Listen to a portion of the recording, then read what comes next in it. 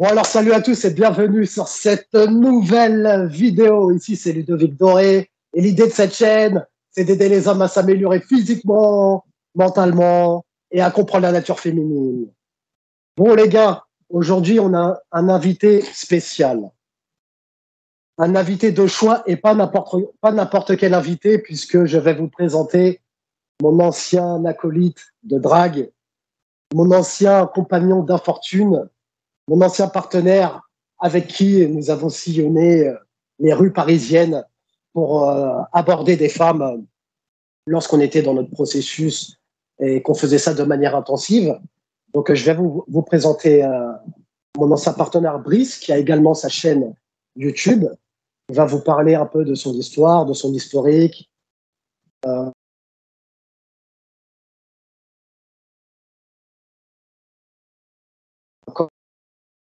La drague lui a apporté à lui en tant qu'homme et dans sa vie de tous les jours. Alors, salut Brice. Salut Ludo, merci de m'avoir invité sur ta chaîne. Comment tu vas? Je t'en prie, tu es le bienvenu. C'est cool. Donc, il faut savoir qu'avec Brice, on est toujours en contact. Hein. On s'est rencontrés sur un forum à l'époque de séduction. Et du coup, on avait posté sur le forum parce qu'on cherchait un partenaire de sortie pour draguer des femmes. Et on s'est rencontrés. Et après, le feeling est tout de suite passé. On a accroché directement. Et du coup, on a continué de sortir régulièrement tous les week-ends et surtout le dimanche ensemble, à aborder en journée et à aborder également en soirée. Donc, on a accroché tout de suite et le feeling est bien passé. Donc, du coup, Brice, alors moi, j'ai quelques questions pour toi, puisque toi, tu as une chaîne qui est portée sur la séduction. Yes. Comment approcher des femmes, comment séduire des femmes, etc. Et ce qui est intéressant, c'est que nous, on a commencé un petit peu au même moment. Yes. Est-ce que tu veux que je présente aussi un petit peu la chaîne, peut-être pour ceux qui ne connaissent pas, savoir ce que c'est exactement? Bien sûr, vas-y, je t'en prie. Ok, donc comme Ludo il a dit, et merci mon poteau, moi je m'appelle Brice, j'ai créé la chaîne La Séduction pour les zéros. À la base, j'étais pas destiné, enfin, j'avais pas cette réelle envie de créer une chaîne, mais pendant le confinement, en battant un peu de l'aile comme ça, en sachant pas, en ayant du temps à occuper, du coup, j'ai créé cette chaîne parce que j'en avais marre de voir des mecs donner des conseils de merde sur Internet. Et donc, j'avais envie d'apporter aussi mon expérience, ce que j'ai appris, ce qu'on a appris aussi avec Ludo, mais pas que, avec d'autres trucs dont on va parler tout à l'heure. Et l'idée, c'est d'expliquer comment on fait pour se trouver des nanas, comment on le fait sans passer par du lexique bullshit américain, pro PUA, pick-up artist, tout ça, et remettre un peu de simplicité là-dedans, que ce soit beaucoup plus simple à comprendre et accessible à tous. Et comprendre qu'en fait, c'est tellement accessible, en fait. D'accord. Voilà, Donc, quoi. en fait, quand tu dis que c'est accessible, en fait, ça veut dire qu'il ne faut pas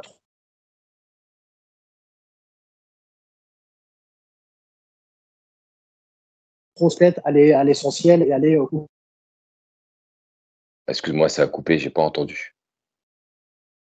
Quand tu disais que c'était accessible à tous, en fait, qu'est-ce que tu entends par là? En fait, il ne faut pas avoir de parcours d'historique précis pour être bon avec les femmes, qu'il faut aller plutôt à l'essentiel. Qu'est-ce que tu entends par là quand tu dis que c'est accessible?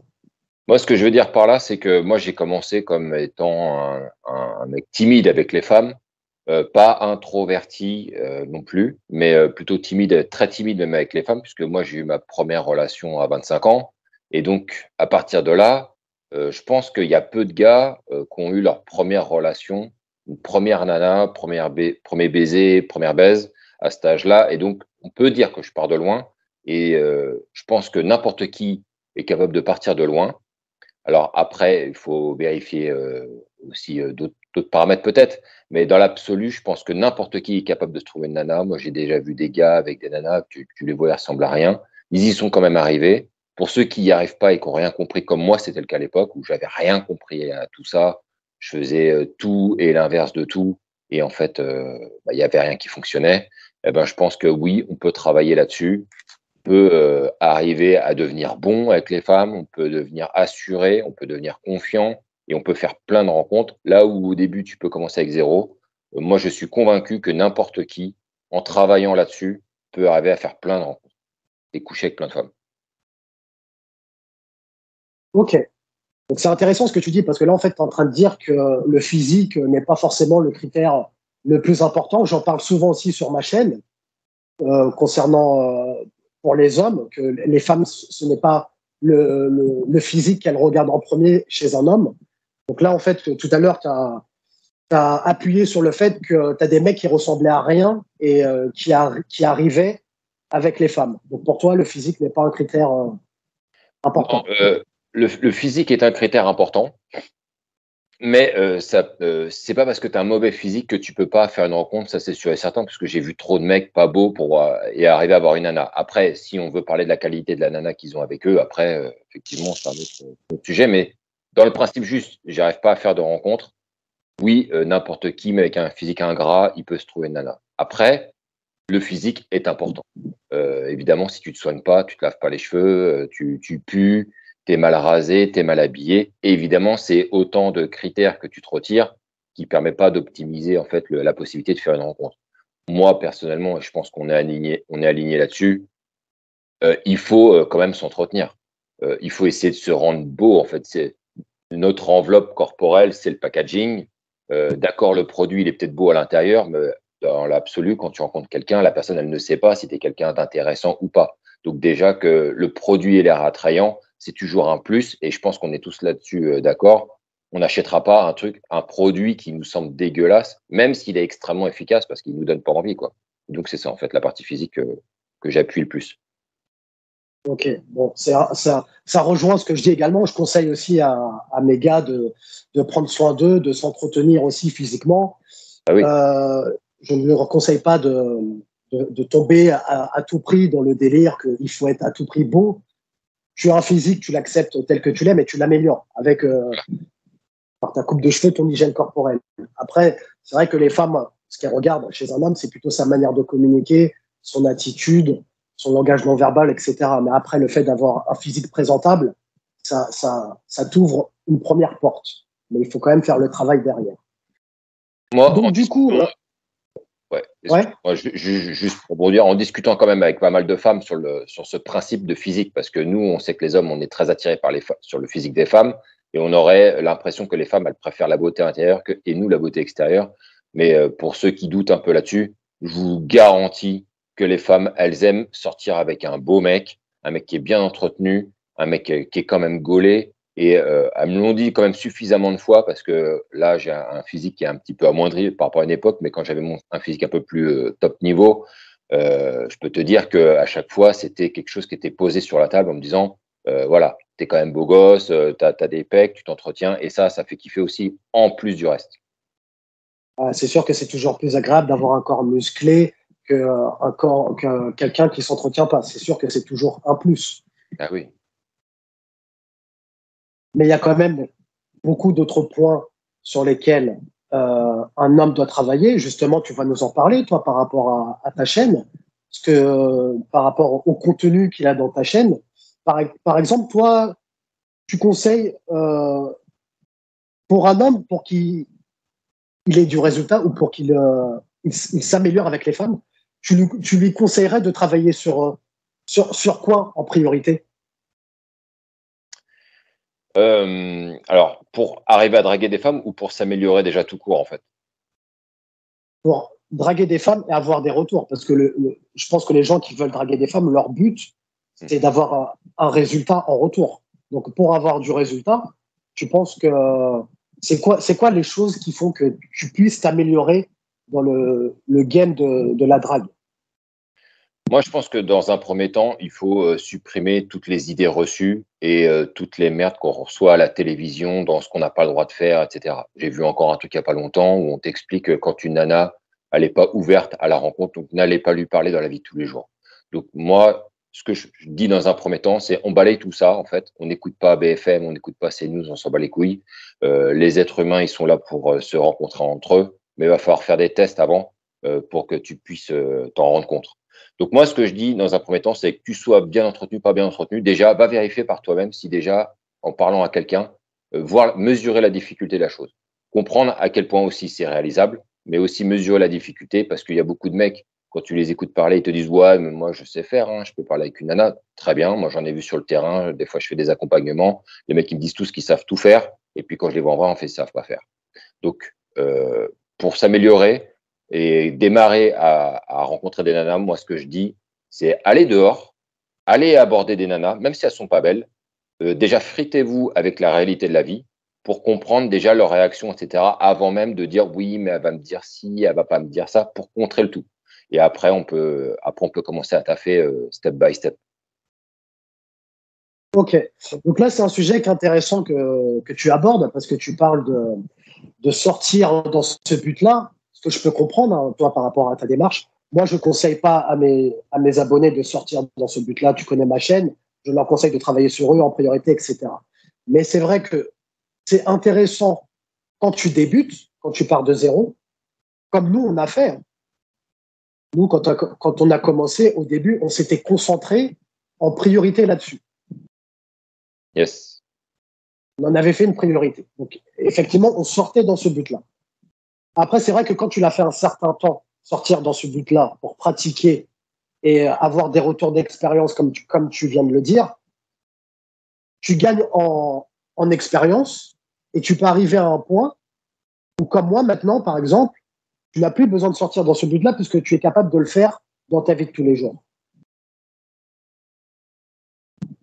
Ouais, alors, ce que tu dis, je rejoins là ce que tu viens de dire, c'est que en fait, c'est le débat, c'est est-ce que j'apprends à draguer des nanas dans la vie de tous les jours et je vais faire ça toute ma vie ou pas, en fait. Après, on pourrait dire que c'est ça le deuxième step. La réponse à cette question, en vrai, il n'y en a pas vraiment.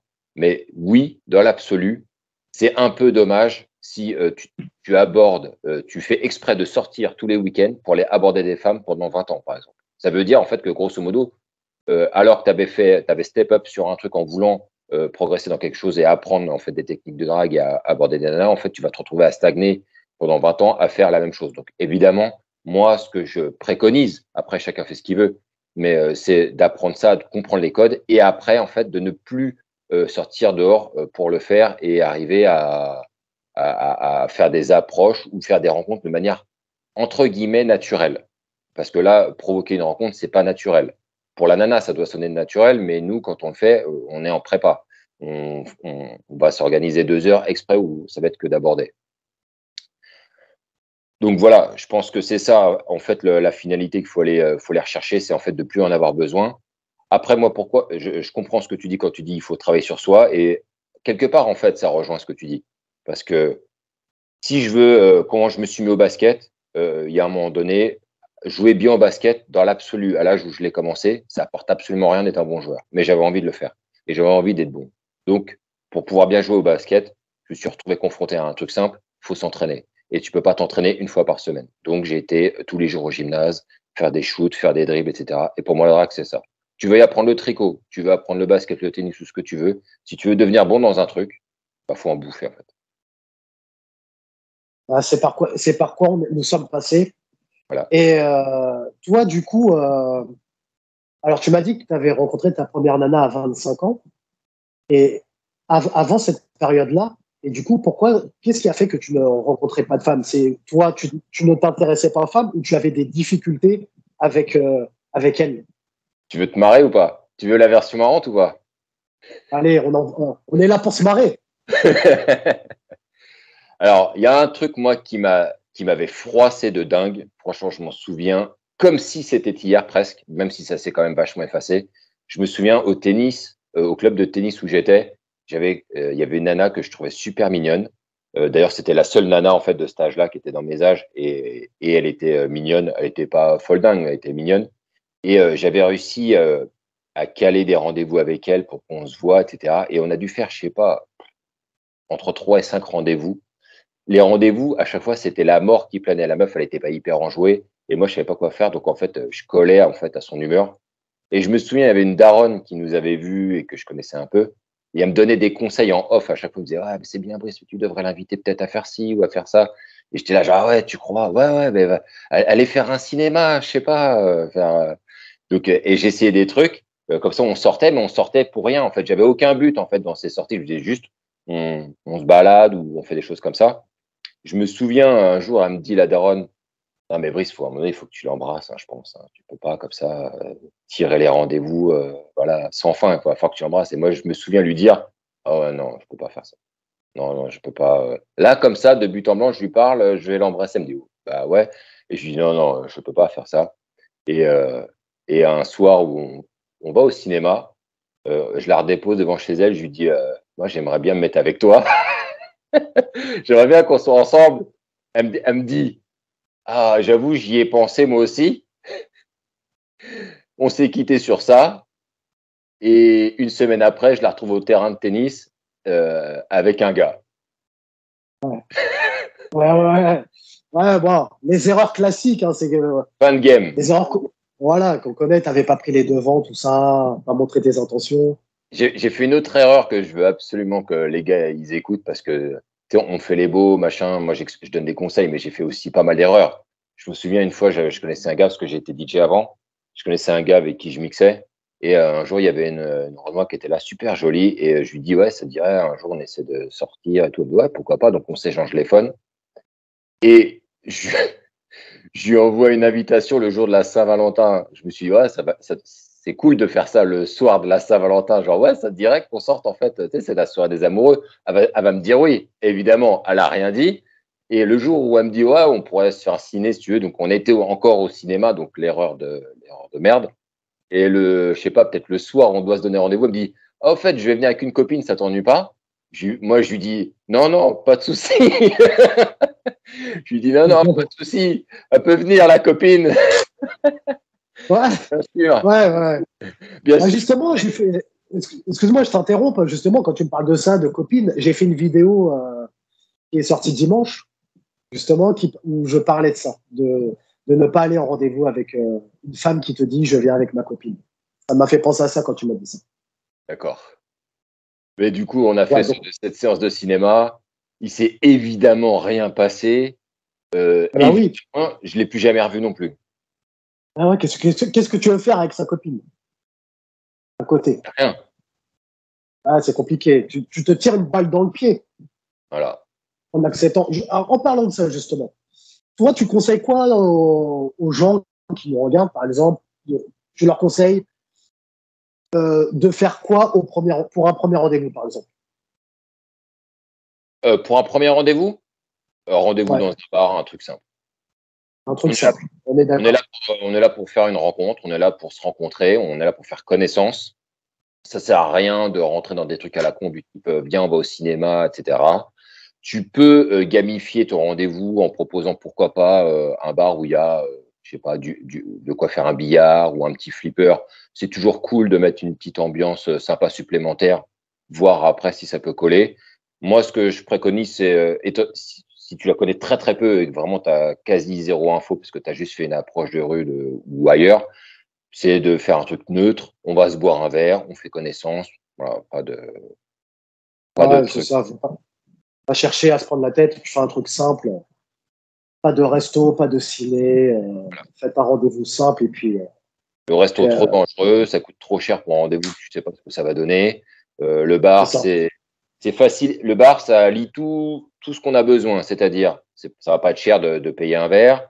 Tu peux te barrer au bout de 30 minutes. Enfin voilà, tout est réuni en fait pour que dans tous les cas, en fait, tu sois sauvé de ce rendez-vous ou le prolonger si jamais ça se passe bien, parce que ça aussi c'est important de le dire. Hein. Si le verre se passe bien, faut y aller, faut continuer. Et toi, du coup, c'est quoi l'élément déclencheur qui a fait que tu t'es lancé dans la drague? Parce que quand on a commencé, on a quand même démarré, comme je disais au début, on a démarré à peu près en même temps. Mm. Et quand on a démarré, en fait, on était vraiment à fond dedans, quoi. Ouais. Donc, c'est quoi l'élément qui a déclenché cette envie d'apprendre la séduction? En fait, moi, quand je me suis séparé de la mère de ma gosse, ceux qui savent pas, je suis papa. Quand je me suis séparé de la mère de ma gosse, j'ai commencé à faire des rencontres au sein de mon entreprise et en fait, j'ai fait plusieurs rencontres. Et pour moi, c'était le kiff total. Je faisais même plusieurs rencontres en même temps, c'était trop bien. Et à un moment donné, je me suis fait cramer parce qu'évidemment, les femmes, elles parlent aussi entre elles, il y a les mots, ils passent, etc. Et en fait, ça devenait trop dangereux pour moi de faire des rencontres sur le lieu de travail. Donc, j'ai dû m'arrêter de le faire, sinon ça mettait ma carrière en danger. À partir de là, je me suis retrouvé, mon fief, moi, de femme, il était au travail. Donc, à partir de là, je me suis retrouvé à poil en me disant, bah, comment je fais pour rencontrer des nanas?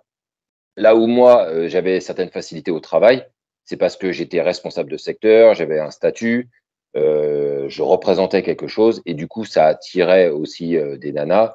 Et c'est toujours intéressant de sortir avec quelqu'un qui a un petit peu d'aura dans la boîte. Et du coup, je me retrouve avec rien. J'ai pas mon puits de gonzesse à disposition. Et comment je fais dans la vie de tous les jours, en fait, pour faire une rencontre, parce que j'ai aucune connaissance sur le sujet, quoi. Et c'est là que j'ai commencé à faire des recherches, en fait, sur Internet, comme tout le monde, hein, en réalité.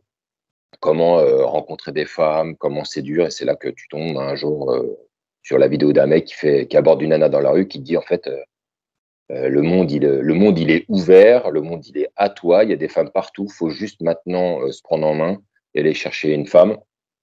Et j'ai kiffé en fait cette approche, le fait de se dire, bah, en fait, on n'attend plus que ça nous tombe dessus. On n'attend pas qu'un jour tu rencontres une collègue ou je sais pas quoi et que ça. Non, il y a une nana qui passe. Maintenant, tu prends ton destin en main et tu vas aller la chercher toi-même. À la force du poignet. Tu forces le destin, comme on dit. Exactement. Alors moi, j'ai une question là, parce que tu me parlais de statut par rapport à ta situation professionnelle. Et j'en parle beaucoup, moi, dans mes vidéos, d'avoir un statut, travailler sur soi, etc. Est-ce que le fait d'avoir un statut, ça t'a aidé par rapport, parce que tu me disais que tu séduisais des femmes dans ton ancien lieu de travail, est-ce que ça t'a aidé par rapport à ça, ta position? Oui, ça a aidé. Ça n'a pas aidé de fou non plus, mais j'étais quand même un élément central de mon service, puisque c'était moi qui en étais à la tête. Euh, on m'appelait aussi beaucoup, donc j'étais beaucoup au téléphone avec les filles des bureaux, parce que moi je travaillais en entrepôt. Et en fait, c'était l'alliage. Maintenant, évidemment, il y a un truc qui est séduisant pour les femmes, c'est que moi j'étais manager, j'avais 50 gars à driver. Quand tu vois un mec en plein milieu d'un entrepôt qui drive, qui donne des ordres, qui donne des directives, pour une nana, c'est séduisant, parce que le mec, ça veut dire qu'il gère, en plus il gère des gars, les nanas, elles savent toutes que dedans, il y a des fortes têtes et tout, et que toi, en fait, bah, tu arrives à dealer avec eux, que tu arrives à te faire entendre et te faire respecter par ces mecs-là. Et donc, ça, c'est très séduisant aussi dans l'image que tu renvoies. Et je sais qu'il y a beaucoup de nanas qui adoraient ça, en fait. Qui se disaient l'image d'un vrai gars, en fait. Un mec qui drive, qui lead. Et, en plus, c'est pas une équipe de 2 ou 3 gars. Il y en avait 50, tu vois. C'est sûr que quand tu as une position sociale élevée, forcément, les femmes sont plus impressionnées par ça. En Et fait, juste ouais, pour appuyer ce que tu dis, c'était ça aussi le danger. Et c'est pour ça aussi qu'il y a autant de gars en entreprise qui franchissent des limites et en fait qui passent leur temps en fait à dragouiller des gonzesses.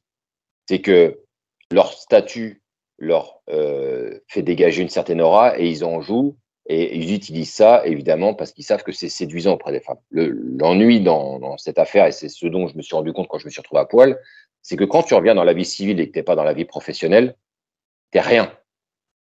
T'es pas manager, t'es rien. Même si tu es chef d'entreprise, un mec comme Jeff Bezos, il sort dans la rue, il met une moustache et des lunettes, il est rien, personne ne le connaît. Il va s'adresser à quelqu'un, il va peut-être demander un renseignement, l'autre il va dire j'ai pas le temps, casse-toi. Un mec comme Brad Pitt, il sort dans la rue, il met une moustache, il se rase le crâne, on le reconnaît pas, il demande un renseignement, on lui dit casse-toi, je sais pas qui t'es, j'ai pas le temps. Et c'est ça en fait toute la différence. Quand t'as pas de statut, quand t'es plus rien, c'est là en fait qu'il fallait se rendre compte qu'il fallait travailler sur ce que tu dégages parce que là ton statut ne parle plus pour toi. Maintenant tu dois te mettre en valeur et non pas laisser ton statut te mettre en valeur. c'est ça. Alors, de toute façon, pour moi, c'est où tu mises. Enfin, tu mises, c'est un grand mot, mais c'est où tu travailles pour améliorer ton statut, ce qui peut t'aider avec les femmes. Par contre, si tu n'as pas de statut, tu es obligé de passer par la case. Si tu n'es rien et que tu n'as rien, tu es obligé de passer par la case drague de rue. Pour moi, la drague de rue, c'est vraiment la phase du mec qui n'a rien, quoi. C'est un peu la méthode du clochard, quoi, si je puis dire. Bah, je sais pas c'est quoi la méthode du pas clochard. La méthode du pas clochard. Ouais, la méthode. Non, mais comme je viens de te dire, quand tu travailles sur ton statut, toi, tu as une position où tu attires les femmes. Un mec a un statut social élevé. Il a pas besoin d'aller draguer des femmes. Tu me parlais de Brad Pitt tout à l'heure. Bah, ça, c'est valable si le mec il a un statut public. Si le mec il a un statut public du type voilà un youtubeur, etc. Ouais, effectivement, là dans ces cas-là, il a plus besoin de forcer dans la vie civile. Dans la vie civile, en fait, il va se faire choper par les gonzesses. Mais si le mec il a un statut privé, comme dans le cercle professionnel, même si tu l'as, en fait, ça change rien. Alors du coup, c'est pas tout le monde qui va devenir connu, parce que ça sous-entend ça, en fait. C'est-à-dire que si tu as un statut civil auprès d'une masse de gens, c'est que tu deviens connu. Mais très peu de gens deviennent connus. Donc l'idée, c'est d'arriver. Après, tu peux avoir un statut sans être connu. Hein.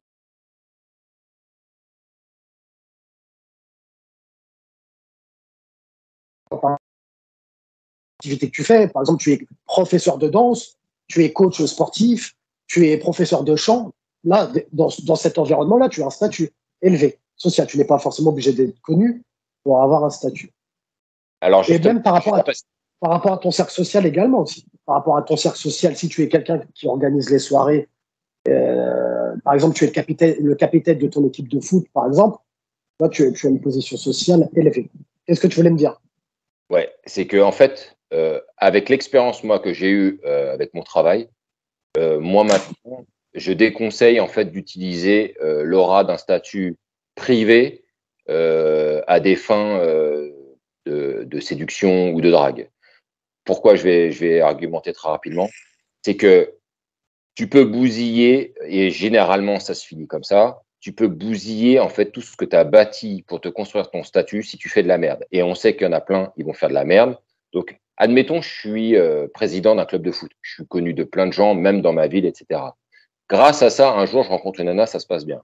Très bien, ça va se finir, je vais rencontrer une autre. Ça va être la deuxième, peut-être la troisième après, on ne sait pas.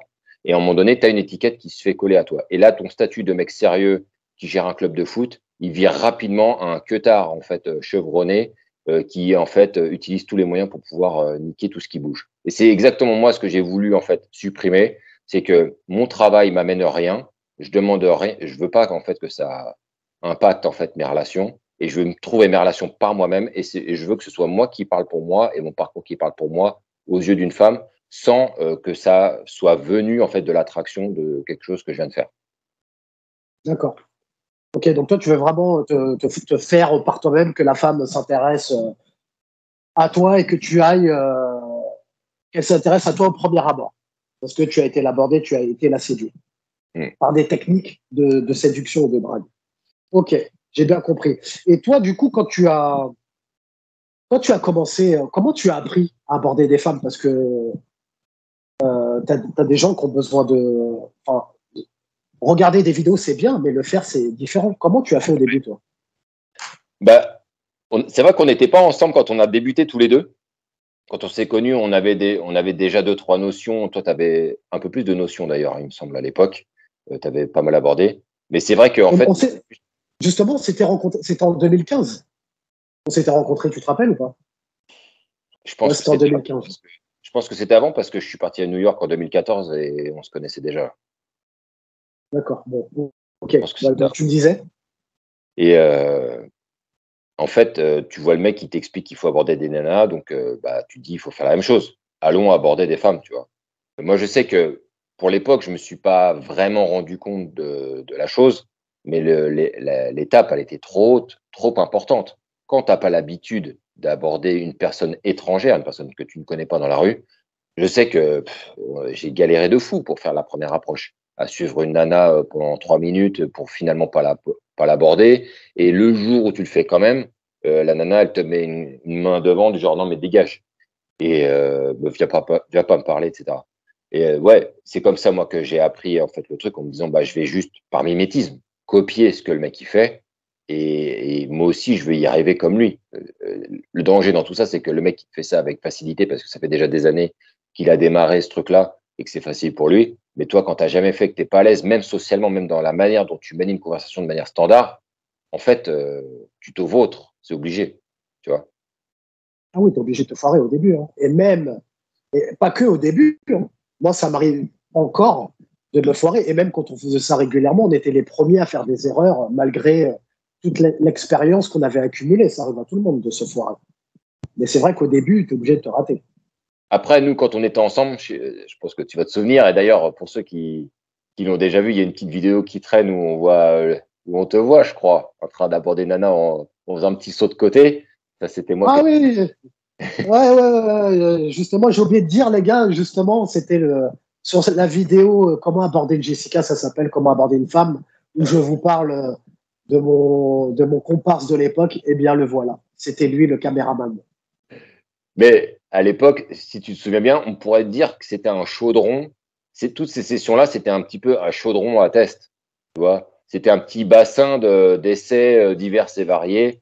Dès qu'on voyait un Américain ou un Anglais en train de faire une approche un peu chelou, on disait bah tiens, on va le tenter. Et en fait, alors toi, des fois, tu as tenté, on s'est bien marré. Mais en même temps, si tu tentes pas, tu peux pas savoir si c'est valable ou pas. En fait, le mec qui te dit moi je fais ça, tu vois une vidéo, a priori, ça a l'air de fonctionner. Tu sais pas si le mec, il a pas record 40 prises et à la 41e, enfin, ça a fonctionné.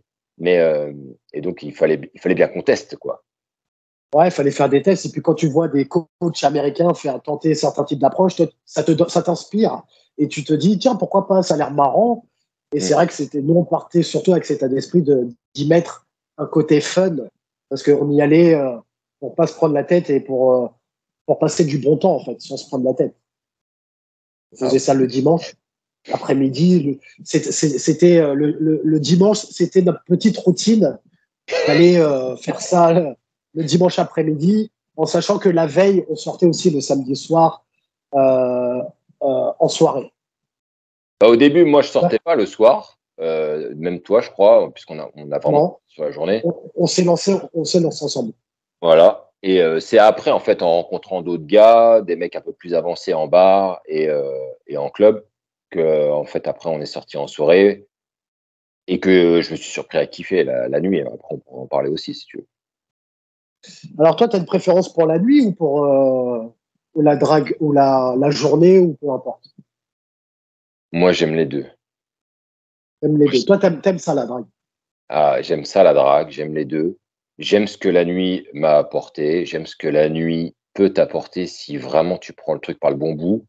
Moi, au début, pour moi, la nuit, c'était horrible, trop challengeant. C'était le chaos, je comprenais rien.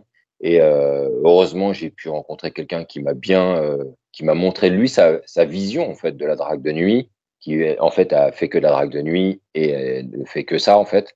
Et ça plus accouplé à la drague de jour, pour moi, c'était le parfait complément qui m'a vraiment poussé mon game vraiment à un autre niveau que je voyais pas chez les autres gars à la fin qui faisaient que de la drague de jour, qui avaient toujours les mêmes stigmates, qui sortaient les mêmes lines, qui poussaient toujours dans le même ordre. Là, moi, j'avais développé ma partie tactile, comment envoyer des lines des fois complètement farfelues, qui n'ont rien à voir avec ce que tu fais en journée. Combiner le tout fait qu'en fait, après, sur la drague de manière globale, en fait, ça m'a vraiment poussé, quoi. C'est vrai que c'est complémentaire parce que en drague de nuit, en club ou en bar, il y a des choses que tu fais que tu ne pourras pas faire en journée. Par exemple, les rapprochements tactiles. Moi, c'est vrai que pareil que toi, ça m'a appris aussi à être plus tactile avec les femmes, ce qui m'a servi lorsque je suis en rendez-vous avec elles. Ça m'a aidé par rapport à ça. Donc c'est vrai que c'est complémentaire. La drague de nuit peut t'apporter des choses supplémentaires. Il y a beaucoup plus de challenges, les copines à gérer, les mecs, la concurrence, etc. Mais Donc moi, c'est c'est un un bon truc moyen de s'améliorer. la partie tactique en nuit, c'est un truc, moi, qui me fait bander maintenant. Tu vois un groupe, tu sais que si tu veux target la nana, mais tu vas pas aborder la nana, tu vas aller, l'air de rien, parler à son pote et de fil en aiguille, arriver justement à te faufiler dans ce groupe, te faire accepter dans le groupe. Et ça m'a permis comme ça de coucher avec des femmes parfois. Après, oui, c'est où tu es. Moi, c'est vrai que personnellement, la drague, ça me fait plus kiffer, mais bon, je regrette pas le parcours effectué parce que ça m'a amené là où je suis, ça m'a apporté les, les connaissances que j'ai. Et c'est vrai que être un séducteur ou un dragueur, je pense que c'est peut-être pas donné à tout le monde. Tout le monde n'est pas fait pour aimer, aller draguer, aller chasser, aller draguer des femmes, que ce soit en soirée ou en journée. Je pense que ça peut dépendre du tempérament. Moi, je vais dire un truc simple. Pour moi, la drague, c'est comme la vente. Donc, personne n'aime vendre, personne n'aime faire de la prospection. Donc, personne va aimer aller aborder des nanas pour se prendre des rejets parce que de manière, la vente comme la drague, et je fais vraiment ce parallèle-là parce que c'est vraiment très similaire, bizarrement, c'est un haut taux de rejet. Donc, évidemment, comme on est tous nés avec la surprotection de l'État, des écoles, des machins, faut pas le brusquer, sur le gamin et tout, on n'a pas l'habitude de se prendre des claques dans la gueule. Et moi-même, j'ai pas été habitué à me prendre des claques dans la gueule. À partir de là, tout le monde se dit non, mais c'est pas pour moi. C'est pas que c'est fait ou pas fait pour nous. C'est juste qu'on n'est pas habitué à se prendre des claques dans la gueule. Si on était beaucoup plus habitué à se prendre des claques dans la gueule, ça ne nous dérangerait pas en fait de partir au combat et de se dire bah tiens ça je sais pas faire, je vais apprendre à séduire. Mais effectivement aujourd'hui on a un haut taux de personnes qui disent non mais non ça c'est pas pour moi, je suis pas fait pour ça. Il n'y a pas de on est fait ou pas. C'est si on a envie d'un truc, on veut absolument le faire, bah, on va aller travailler dessus en fait. Et même s'il y a un mec qui part de très très loin.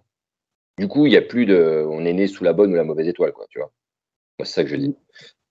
Après, si tu pars de très loin, ça peut aider.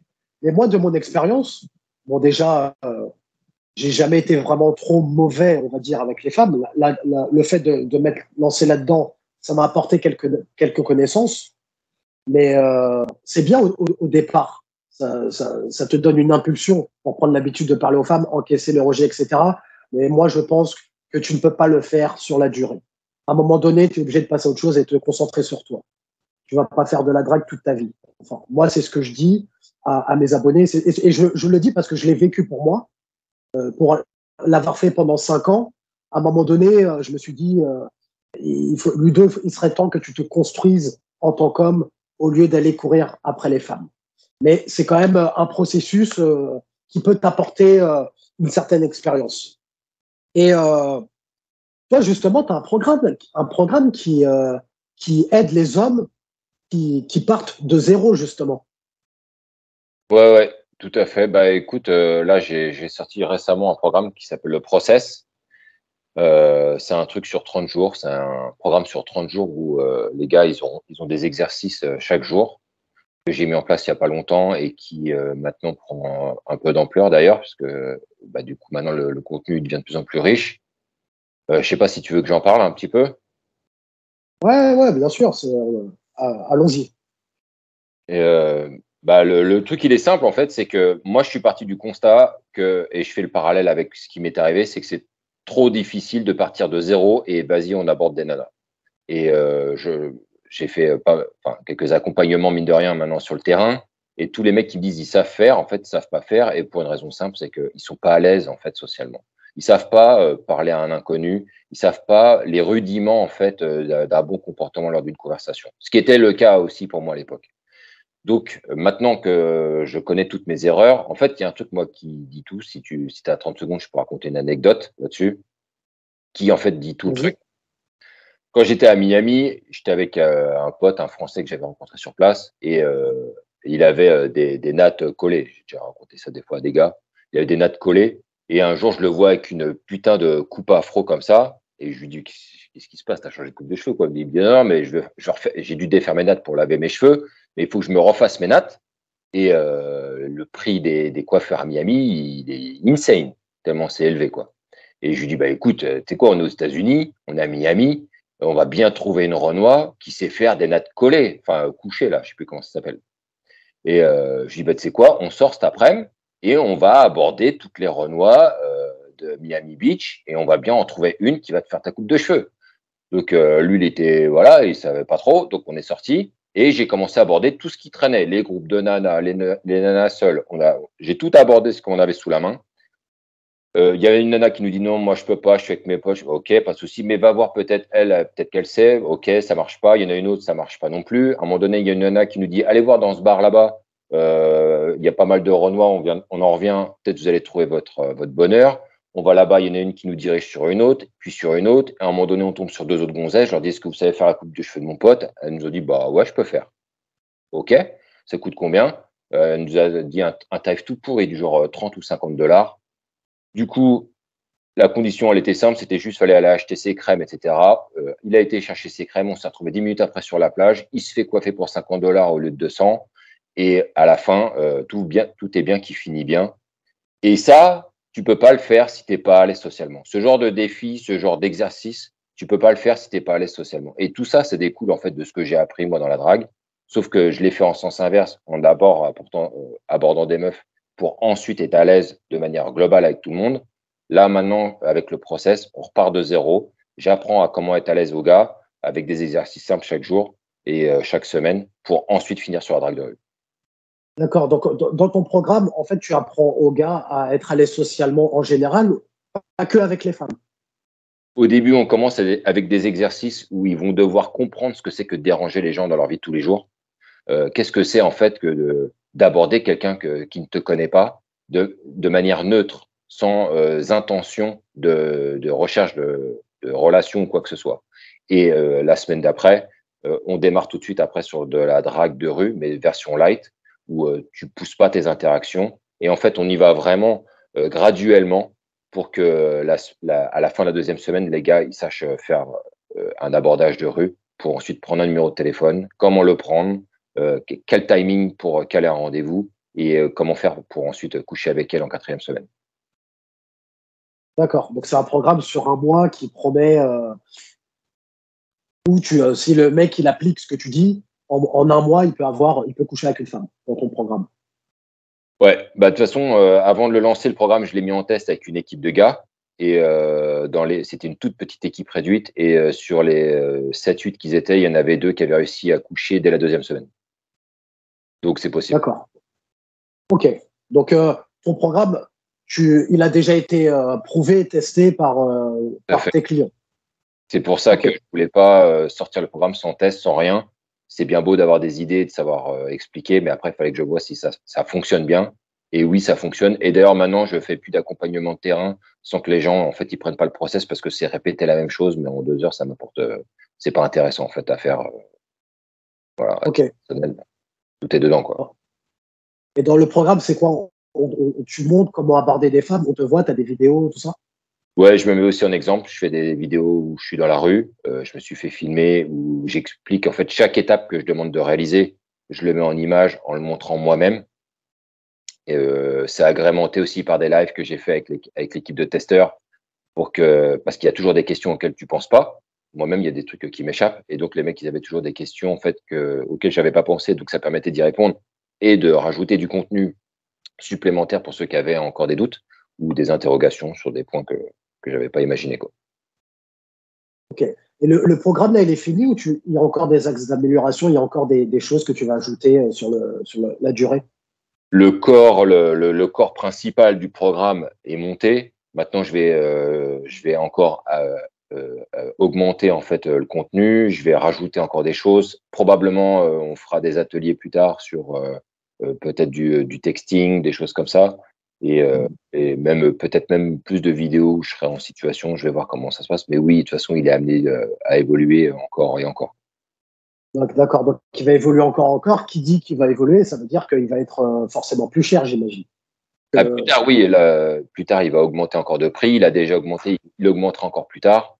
Donc là, effectivement, pour l'instant, il a un certain prix. Dans quelques semaines, quelques jours, je ne sais pas. Oui, il y aura une augmentation, c'est sûr. Parce qu'il y a beaucoup de contenu qui s'ajoute au fur et à mesure du temps, quoi.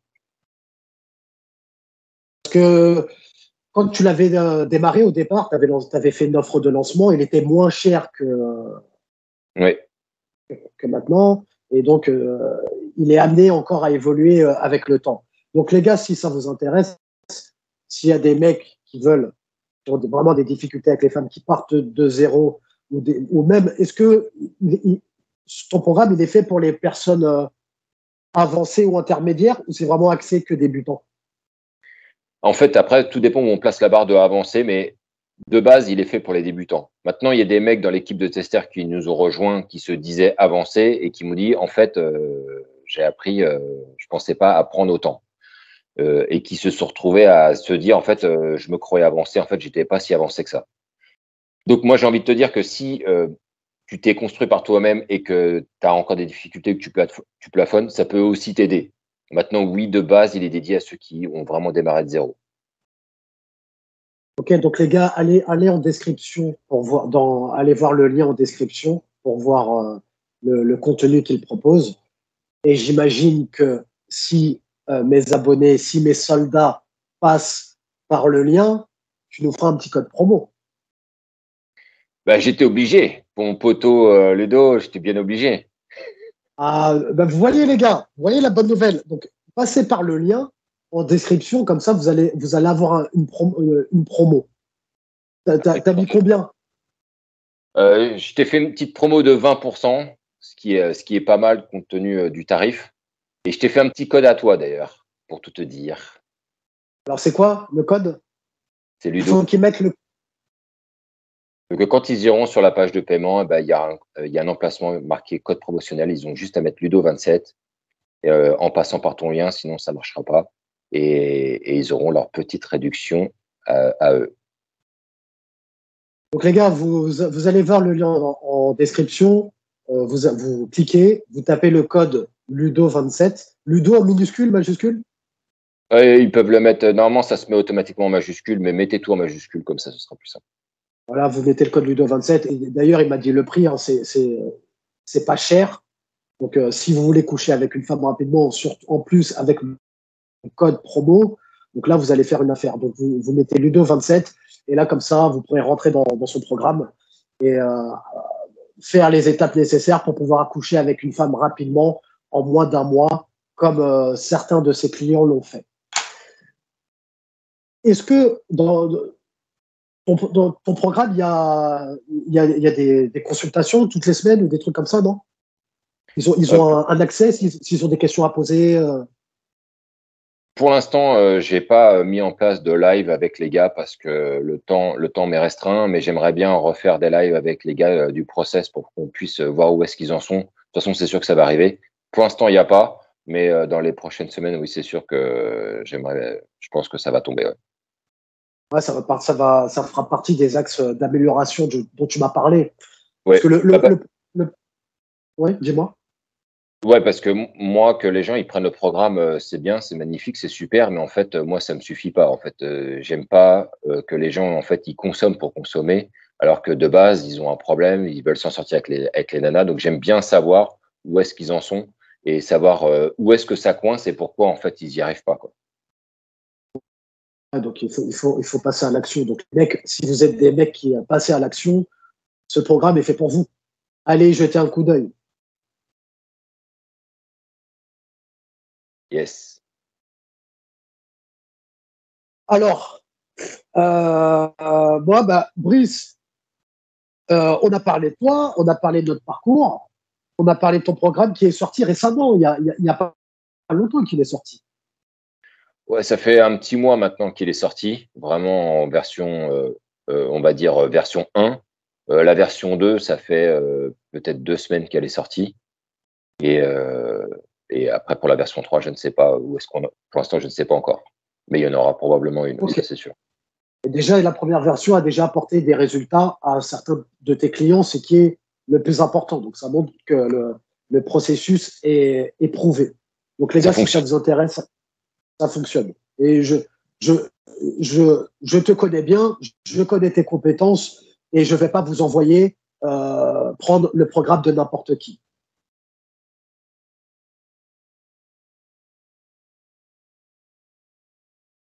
Si- D'ailleurs, si vous voulez jeter un coup d'œil sur sa chaîne, vous pouvez y aller. Ta chaîne YouTube, c'est quoi? C'est la séduction pour les zéros. La séduction. C'est des zéros, si tu veux, quand je sortirai, on le mettra en description ou sinon tu le mettras en commentaire si tu veux, quand la vidéo sortira. Yes, pas de souci. Bon, Brice, merci d'être venu sur cette chaîne. Est-ce que tu as quelque chose à ajouter? Bah, merci à toi. Non, bah, les gars, écoutez ce qu'il vous dit. Si vous voulez taffer sur vous-même, taffez sur vous-même. De toute façon, il n'y a pas de problème à progresser et peu importe l'axe que vous choisissez, du moment que vous progressez, je pense que c'est ça l'essentiel. Et faites-vous kiffer, faites-vous plaisir dans la vie et puis il faut atteindre ses buts, hein. Ouais, bah sur ces bonnes notes, je vais terminer cette vidéo avec ma sortie légendaire. Déjà, j'espère que la qualité du son était correcte, mais bon, si ce n'est pas le cas, je vous laisserai nous démonter en commentaire, mais on ne pouvait pas mettre le micro. Bon, mettez un j'aime si vous avez aimé le sujet de cette vidéo. Abonnez-vous si vous aimez le contenu de cette chaîne. Allez checker en lien le programme et la chaîne que Brice propose. Et comme disait Denzel Washington dans Training Day, est-ce que vous préférez être un loup ou une brebis? Prenez une décision.